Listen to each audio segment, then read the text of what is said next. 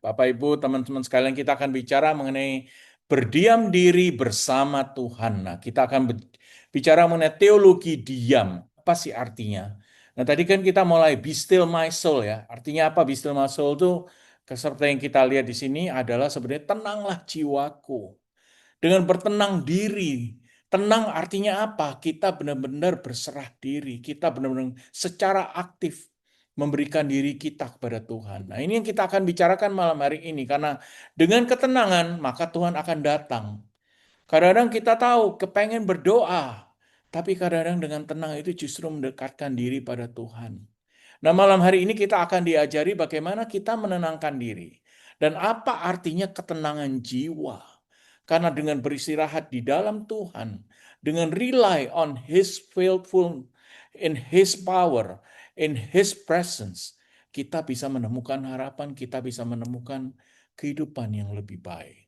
Disitulah kita mesti percaya bahwa Tuhan tidak akan membiarkan kita pergi. Nah, kita mulai dengan kitab Pengkhotbah 37. Dikatakan memang di dalam kitab Pengkhotbah itu ada waktu untuk berdiam diri dan ada waktu untuk berbicara. Jadi kalau kita lihat di sini teman-teman ya, kita tidak harus bicara terus, tidak harus selalu hiperaktif, selalu berbuat sesuatu, tidak. Karena Tuhan mengatakan lewat pengkhotbah bahwa ada waktu berdiam diri. Ada waktu untuk bertindak, ada waktu berbicara.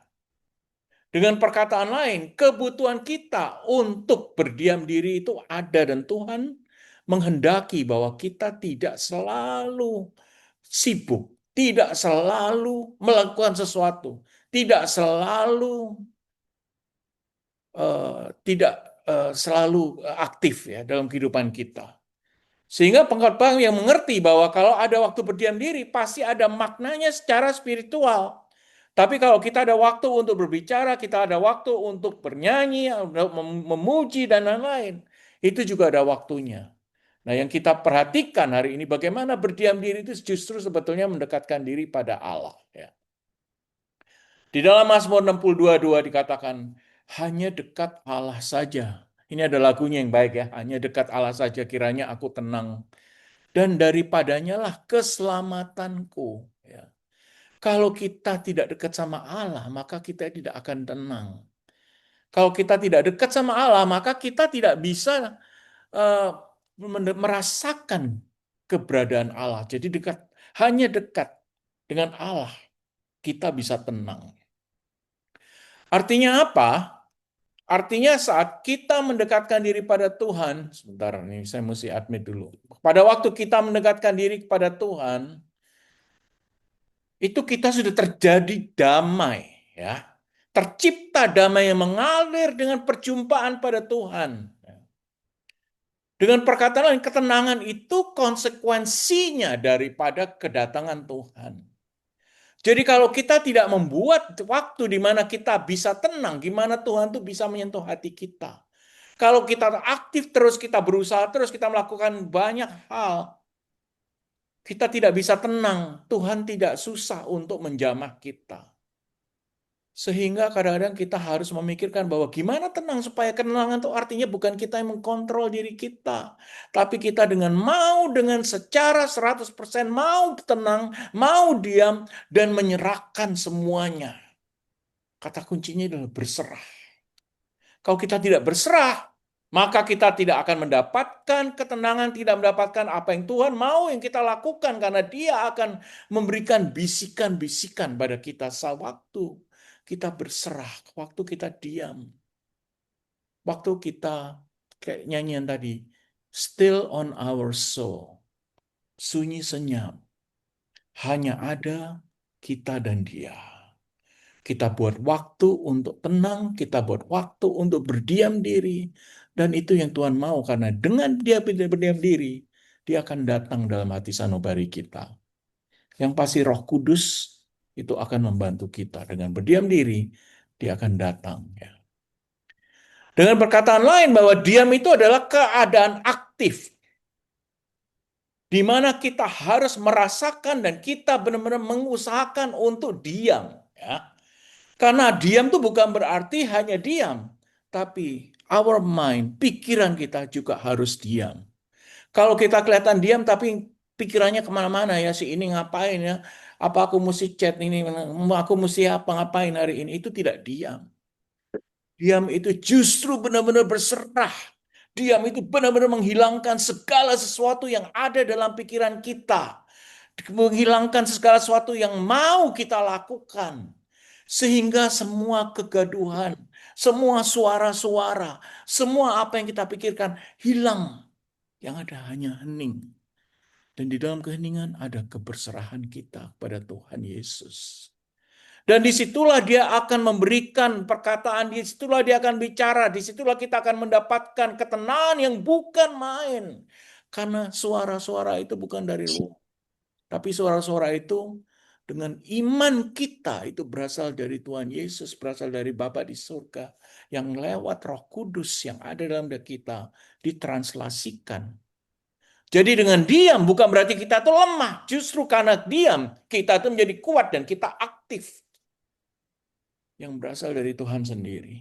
Ya. Dan dikatakan juga bahwa di dalam Mazmur 62 tadi, bahwa dengan diam, di situ ada keselamatan. Keselamatan artinya satu hari memang kita akan pergi ke surga, kita akan diterima oleh Tuhan Yesus sendiri, tapi keselamatan di dalam sehari-hari artinya apa? Adalah ketenangan jiwa. Tanpa diam, tanpa menghilangkan semua pikiran, kadang-kadang itu susah untuk kita mendapatkan ketenangan jiwa. Jadi kita perlu efforts. Kalau ketenangan jiwa tidak bisa didatangkan dengan kita berdiam diri, kita mesti benar-benar mengatih diri kita sendiri supaya pikiran kita benar-benar diam, pikiran kita benar-benar tenang, pikiran kita tidak meranjak kemana-mana, kita tidak berpikir apa-apa, hanya hubungan kita sama Tuhan. Disitulah yang disebut sebagai existential presence, in which God comes to us. In which God menyapa kita. Kita akan menemukan kembali betapa besarnya Tuhan. Dan kita akan merasakan keheningan dan merasa kedamaian itu. Kita merasakan bahwa kita itu adalah orang yang benar-benar dijaga olehnya. Kita akan merasakan bahwa bagaimana kita itu diselamatkan. Dan kalau ada masalah pun juga dipulihkan dengan ketenangan diri, kediaman diri. Karena kita memberikan kesempatan untuk dia berbicara lewat ketenangan diri itu. Contohnya kalau kita berdoa atau membaca firman, membaca Alkitab. Tapi pikiran kemana-mana, bagaimana kita kasih memberi kesempatan Roh Kudus atau Bapa di surga sendiri memberikan pengertian buat kita. Kalau kita sibuk di dalam diri kita, apapun yang kita lakukan, walaupun kita itu kadang-kadang itu kelihatannya diam, tapi belum tentu diam karena main kita bisa jalan-jalan kemana-mana. Pikiran kita bisa ngelantur kemana-mana. Kadang-kadang kita ingat, oh ya kemarin saya mestinya demikian, oh kemarin saya dihina, saya mesti jawab demikian. Tidak. Berdiam diri artinya kita mengosongkan pikiran, kita berserah kepada Dia yang datang dalam diri kita, yang Dia mau dengan iman, Dia akan memberikan kesempatan untuk kita. Ini loh jalan yang benar. Di situ kita merasakan bahwa kita dijaga benar-benar oleh Tuhan. Maka dari itu kita mesti ada kesempatan untuk berdiam diri. Dan yang mengajarkan berdiam diri itu bukan hanya tadi kitab pengkhotbah, ya, atau Mazmur, tapi Tuhan Yesus.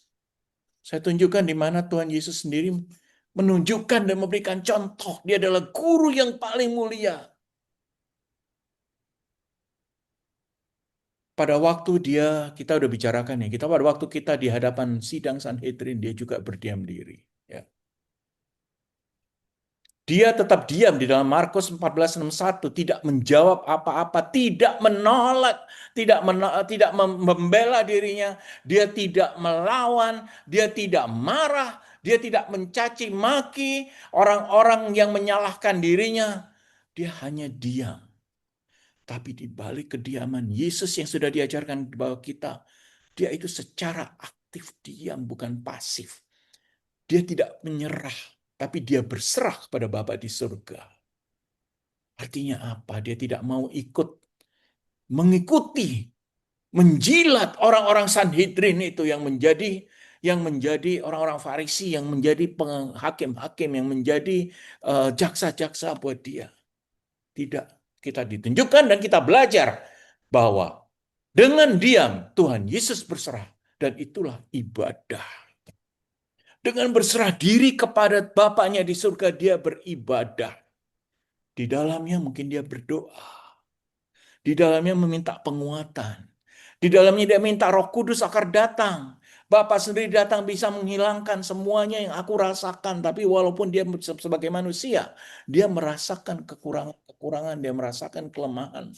Tapi dalam diam dirinya itu dia tunjukkan dia punya power untuk mengalahkan semua yang mengungkung dia, yang membuat dia worry.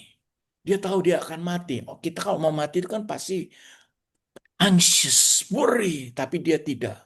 Dia tetap diam dan dia mempunyai dignity untuk menghadapi semua. Mengapa? Karena dia punya Bapa di surga dan dia tahu dengan cara diam, dia berserah kepada Bapaknya. Diperkuat lagi oleh Injil Lukas, dikatakan banyak dilanjutkan pertanyaan pada Yesus, tapi apa yang dia lakukan? Dia tidak menjawab apapun. Dia tidak melawan, dia tidak juga mencaci maki, dia tidak marah-marah. Dia punya cara sendiri untuk melawan orang-orang yang memperosokkan dirinya, bahkan menyalibkan sampai mati dengan berdiam diri. Di hadapan Herodes, dia berdiam diri. Sebelumnya, di hadapan orang-orang Farisi, di pengadilan Sanhedrin, dia berdiam diri.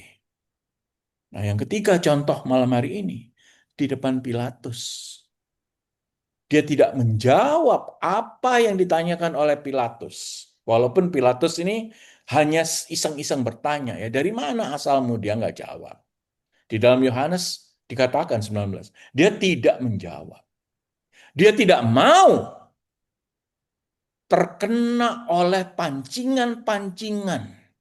Dia tidak mau masuk dalam perosok kejutan-kejutan yang diberikan oleh orang-orang. Dia tahu bahwa ini adalah hanya membuat dia terperosok, yang mancing. Dia sangat kuat di dalam imannya, dalam peserahannya, seberserahnya. Dan dengan diam diri, dia bisa melawan semua itu. Jadi teman-teman di sini kadang-kadang ya kita tahu. Kadang-kadang kalau kita dijailin sama orang, Yesus katakan, kamu nggak usah ngelawan, diam diri aja. Kamu doa, pasti orang yang melawan itu. Atau yang memperosokkan kita, kalau sama kita. Karena kalau kita sudah berserah dengan iman, siapa yang bisa mengalahkan kita? Tuhan Yesus akan datang untuk memperhatikan dan mempertahankan kita supaya apapun yang kita lawan dengan berdiam diri, kita bisa menang. Kelihatannya aja kita pasif, pasrah. Diketawain orang, dia nggak bisa ngapa-ngapain kan? Yesus dengan berdiam diri bukan dia nggak bisa ngapa-ngapain. Tapi dia berdiam diri karena dia berserah, karena dia harus berdiam diri. Dan dia harus memberikan. Dan itu contoh pada kita. Contoh yang baik sekali oleh guru kita. Guru ilahi Tuhan Yesus sendiri saja diam diri dalam banyak hal. Di dalam kehidupan kita bisa mencontoh. Bukan hanya pada waktu orang lain melawan kita, tapi kalau kita juga punya banyak persoalan, kita juga diajarin untuk berdiam diri, berserah, dan menyerahkan semuanya pada Tuhan dengan cara diam diri. Jadi begitu dahsyatnya teologi diam diri ini. Bukan berarti harus kita ngomong, kita mesti nyanyi, kita mesti ngapa-ngapain, tapi berdiam diri tanpa pikiran, tanpa motivasi apa saja, tanpa hanya kehidupan dan kehatian kita di mana kita berikan pada Tuhan. Disitulah Tuhan akan bekerja. Dia akan memberikan Roh Kudus pada kita supaya kalau ada masalah kita bisa memecahkan itu semua. Dan ini salah satu dikatakan memang oleh Yesaya. Yang penting bisa dipakai. Nabi Yesaya sudah Maka, pakai. enggak? Grace, Beneran. ingat Grace. Di dalam Yesaya dikatakan Mesia, dia yang akan diberikan kesempatan untuk menebus dosa kita adalah seperti domba yang dibawa ke pembantaian dan seperti anak domba yang keluh-keluh, artinya nggak bisa bicara, hanya pasrah, hanya berserah di depan orang yang menggunting bulunya, demikian dia tidak membuka mulutnya. Itu sudah dibuatkan oleh Yesaya dalam 5:37. Artinya memang itu yang harus dilakukan Tuhan Yesus dan itu yang memang benar. Dengan dia tidak membuka mulutnya, dia adalah penyerahan diri. Dengan penyerahan diri pada Bapaknya di surga, artinya dia mempunyai ibadah.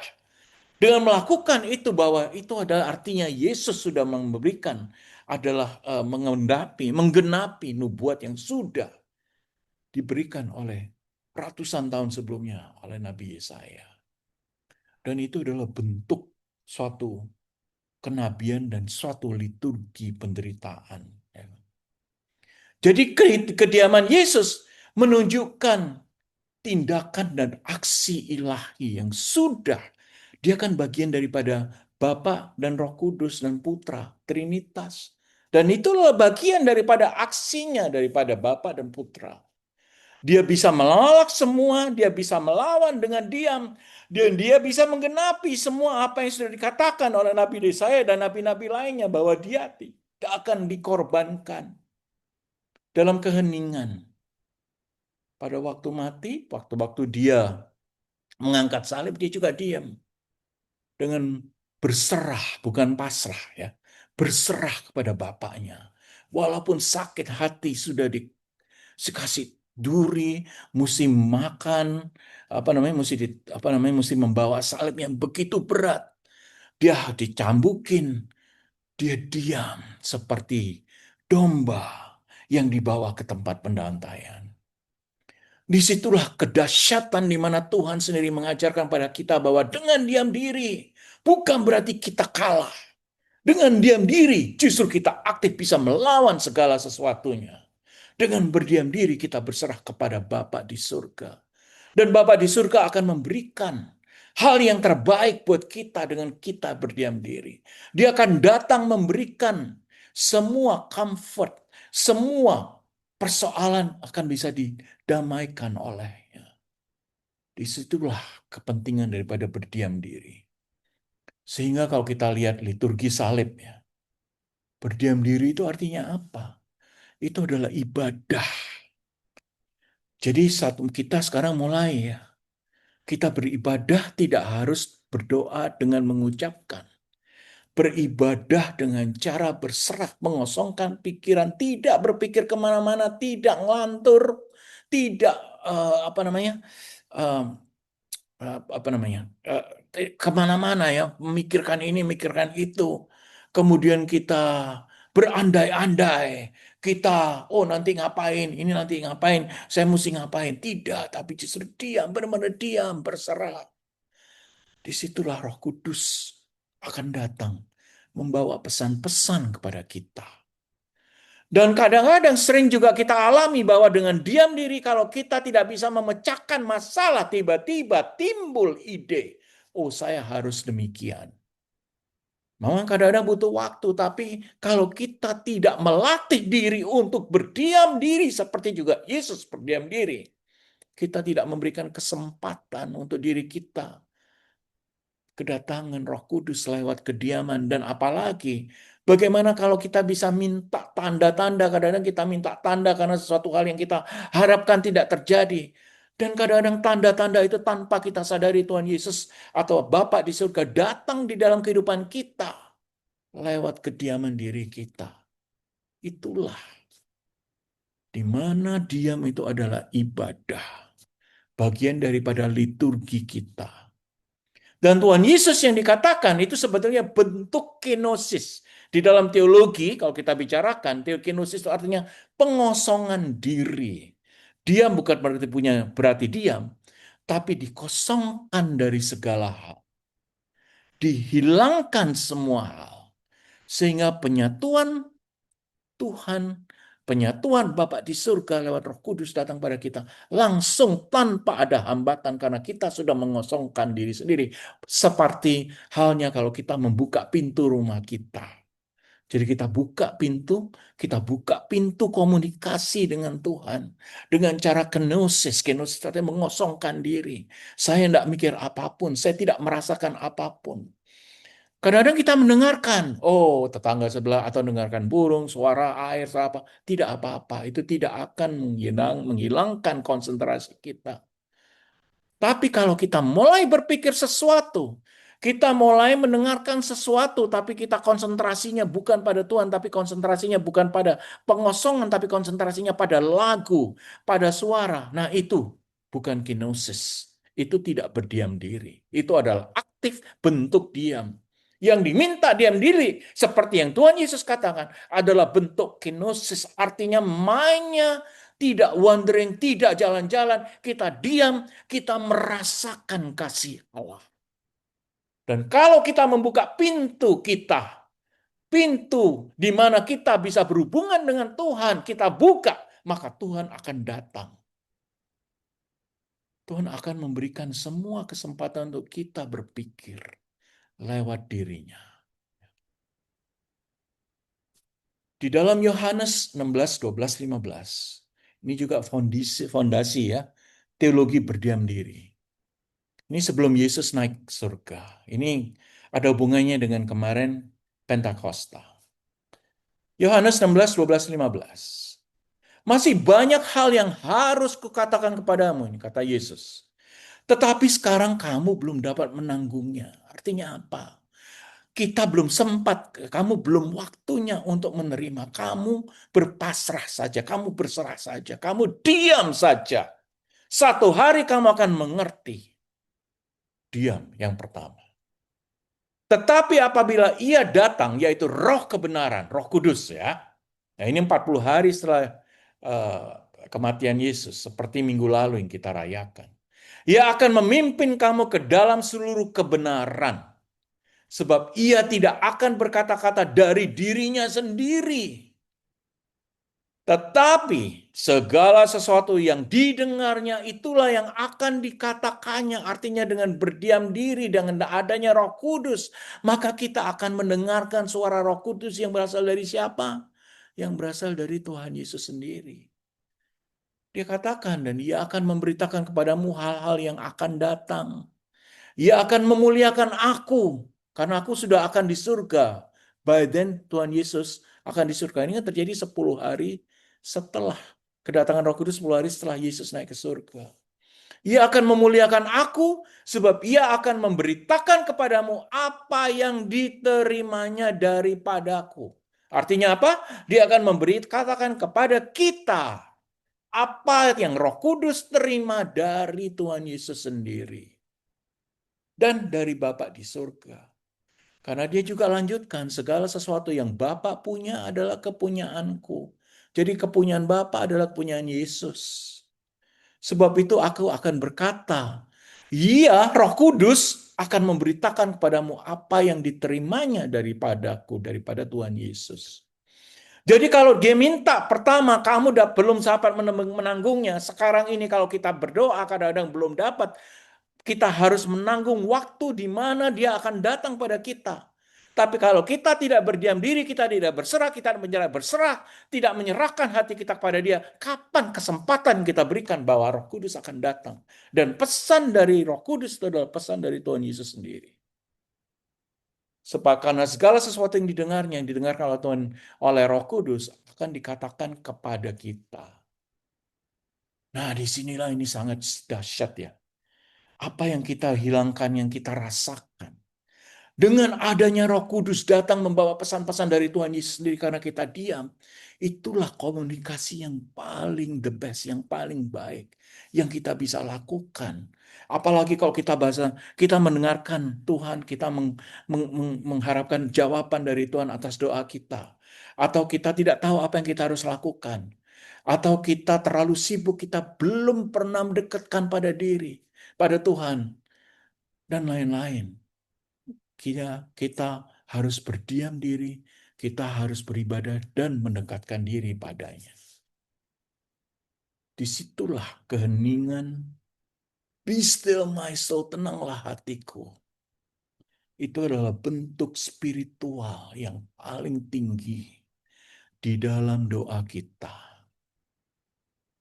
Bukan berarti berdoa itu harus kita banyak bicara. Berdoa artinya kita berserah. memberikan semuanya hati kita kepadanya supaya dia juga berbicara kepada kita. Jadi two ways communication. Bukan kita aja yang minta-minta, bukan kita aja yang wish, bukan hanya kita harap-harapkan Tuhan harapkan aku ingin begini dan lain-lain. Bukan itu, tapi justru kita juga harus mendengarkan apa yang Tuhan mau kita lakukan. Kita juga harus membuka diri semua apa yang Dia katakan supaya kita juga bisa mengikuti. Dengan demikian adalah two ways communication. We to him and he to us. Bukan only we to him, kita minta ini, minta ini, minta ini, minta ini, minta ini. Tidak. Tapi kalau kita memberikan kesempatan di mana di situ ada keheningan ibadah yang benar, maka two ways communication kita kepada Tuhan, Tuhan kepada kita, maka itu adalah bentuk kenosis yang paling tinggi. Disitulah kita diundang untuk berdiam diri. Kalau kita tidak diam, maka firman Tuhan, sabda Tuhan tidak akan masuk. Dan karena kita tidak akan masuk, bagaimana kita mau menjawabnya, bagaimana kita bisa merenungkannya. Jadi diam diri itu sebetulnya butuh kematangan rohani, teman.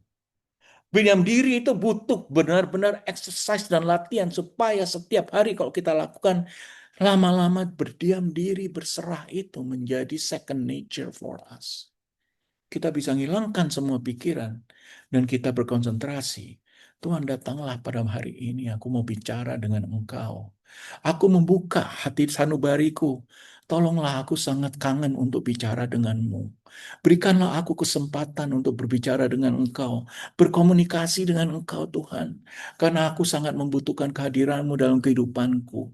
Nah, kalau kita membuka itu kesempatan itu setiap hari, Tuhan akan berkenan dalam diri kita, dalam hidup kita, dan Dia akan menyejahterakan hidup kita, memberikan damai.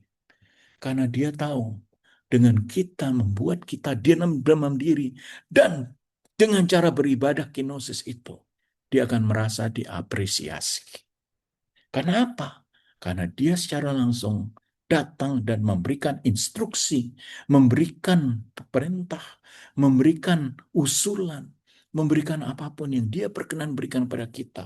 Dan Dia tahu semua yang Dia berikan pada kita, kita akan menerima dengan apas, dengan kebesaran hati kita, dan kita tidak merasakan apapun, hanya merasakan damai. Karena memang semua perintah, semua nasihat, semua apa yang Dia berikan masuk ke dalam hati sanubari kita. Itulah keheningan spiritual tingkat tinggi. Jadi kita tidak sibuk dengan aktivitas. Kita bisa melakukan kapan saja. Pagi hari, siang hari, malam hari, kapanpun juga. Tapi buatlah kesempatan berdiam diri seperti yang Tuhan Yesus sudah lakukan di dalam keadaan yang stressful, di depan Sanhedrin, di depan Herodes, di depan Pilatus. Karena Yesus sudah mempunyai second nature berdiam diri dalam kenosis. Ibadah yang paling tinggi yang kita bisa lakukan sebagai manusia. Dia sudah menjadi second nature untuk Tuhan Yesus. Dan Tuhan Yesus katakan, ajarkan bahwa kita pun juga bisa melakukannya. Ya. Wah, ini begitu dahsyat nih, diam diri ini. Ini adalah salah satu doa, bentuk doa yang benar-benar bisa kita dapatkan manfaatnya. Kalau ada masalah pun, kita bisa mendapatkan ide bagaimana memecahkannya. Kalau kita mengharap sesuatu, tiba-tiba kita mendapatkan celeng. Oh iya, mungkin ini yang harus aku lakukan supaya aku bisa mendapatkan itu. Itu semua terjadi karena diam diri, bentuk kenosis, keheningan spiritual ya. Bukan hanya hening, tapi makan apa namanya pikiran kita kemana-mana. Tidak, justru kita berdiam diri. Kita diundang untuk memberikan hati kita kepadanya. Ya. Keheningan spiritual bentuk kenosis yang paling tinggi. Ya. Jadi dengan perkataan lain ya, zaman sekarang ini kan banyak sekali ya hal-hal yang baca di YouTube, baca di TikTok, baca di Instagram, banyak sekali informasi.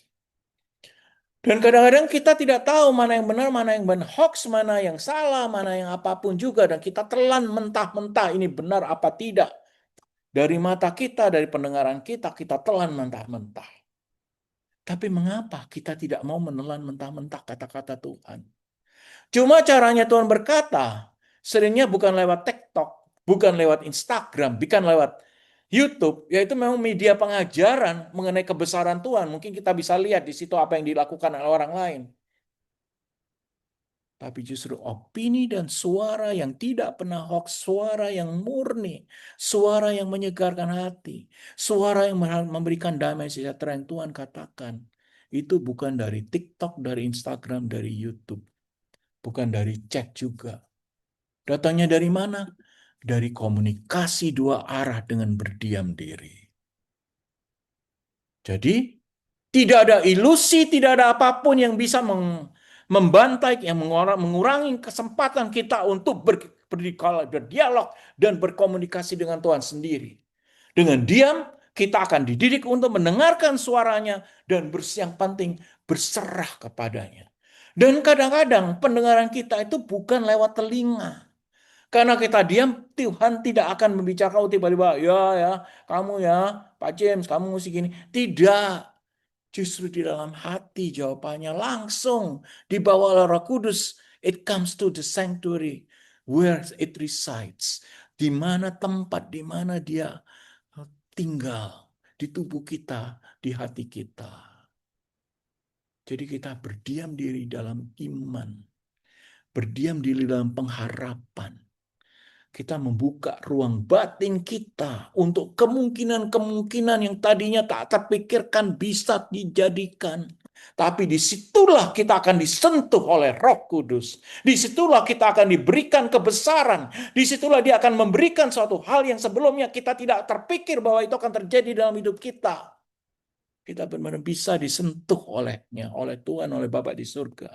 Lewat diam diri. Ya dengan perkataan lain, diam diri itu adalah suatu penyerahan yang intim kepada Tuhan. Cara kita beribadah kepada Tuhan. Ya.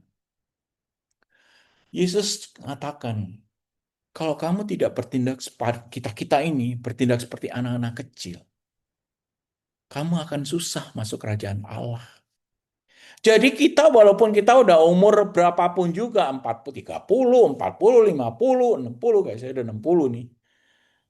Kita itu kalau tidak bertindak sebagai anak-anak mempunyai jiwa yang benar-benar bersih, susah kita masuk ke dalam kerajaan Allah.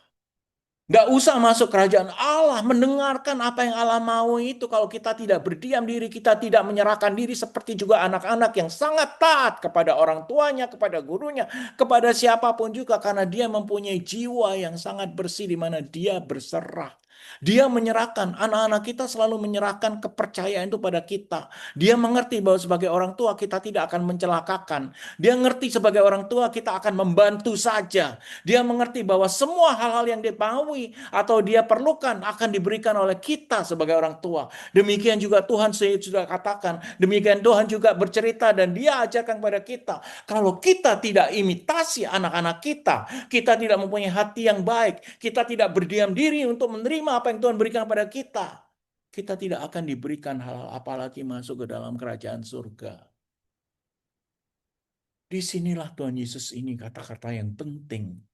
Bahwa untuk menjadi seorang orang anak Tuhan yang bisa masuk dalam kerajaan surga, di mana Tuhan berikan apa yang kita butuhkan, itu Roh Kudus yang datang membawa kabar yang baik, harus kita buka dengan cara berkeberserahan diri, diam diri. Dari kekuatan yang besar dari iman kita dengan diam diri akan mendapatkan kekuatan yang besar yang berasal dari Tuhan sendiri. Dengan perkataan lain, kalau kita tenang, akan mendapatkan hal yang besar. Akan mendapatkan relasi yang baik karena Tuhan mau dan berkenan untuk datang dalam diri kita. Kita tidak akan dibiarkannya. Kita tidak akan mengalami hal-hal yang tidak suka. Ya. Jadi Tuhan akan datang pada kita lewat roh kehening dan dalam keheningan dalam diam diri. Dalam keberserahan kita. Maka kita akan mengerti nih apa yang mau Tuhan maui. Kita akan mengerti ketika mendapatkan apa yang Tuhan mau kita lakukan. Dia membentuk relasi ilahi dan dia akan memberikan kasih kepada kita. Dan kalau sudah kasih dan damai sejahtera masuk dalam kita karena kita berdiam diri, maka kita akan berasa tentram. Itulah kenapa orang-orang yang berserah kepada Tuhan berasa tenang. Walaupun mungkin duitnya nggak banyak, mungkin dia punya utang, mungkin dia punya persoalan. Tapi dengan ketenangan dan diam dirinya, dia mendapatkan benar-benar ketentraman dalam dirinya. Why? Karena dia sudah membiarkan Tuhan berbicara dalam dirinya. Yakobus 1:19 mengingatkan kita, cepatlah untuk mendengar. Bukan mendengar orang lain, mendengar TikTok, mendengar Instagram. Bukan, tapi mendengarkan suara Tuhan lewat Roh Kudus. Lambat untuk berkata-kata. Jadi diam itu adalah bagian daripada sikap kita sebagai orang yang beriman. Sikap kita sebagai anak Tuhan yang punya pengharapan akan kasih Allah yang datang pada kita. Sehingga diam itu adalah salah satu bagian daripada kegiatan rohani kita, spiritual kita, tapi aktif. Aktif untuk mencari Tuhan. Dan karena itu, kita terbuka pada misteri Allah sendiri. Wah, ini benar-benar coba lakukan. Pasti kalian, kita semua merasakan faedahnya. Di mana wahyu akan datang, wahyu Tuhan akan datang pada diri kita dan membuka kita. Supaya kita tetap dekat dan kita mendapatkan instruksi-instruksi dengan cara berserah tanpa memikirkan apapun, hanya berserah kepadanya dengan membuka diri kita. Dan disitulah kita menjadi saksi iman. Disitulah kita tahu bahwa kita menyambut kebenaran. Kita tidak harus mengejar kebenaran. Kita hanya menyambutnya hanya dengan berdiam diri. Disitulah firman Tuhan akan datang. Dan menurut Samuel 1:3-10, berbicara Tuhan, hamba-Mu mendengar. Dan kita akan siap untuk mendengarkan itu apabila kita diam. With our mind, be still.